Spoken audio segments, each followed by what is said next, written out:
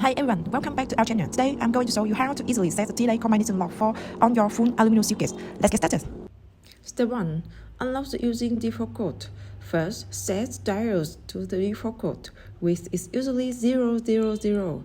Now, pull the latch or press the button to open the suitcase. Easy, right? Next, press and hold the unlock button. Now, rotate the number of dials to select your new code. For example, you will choose 222. Finally, release the unlock button. That is, your new code is now set. Your new code now is 222.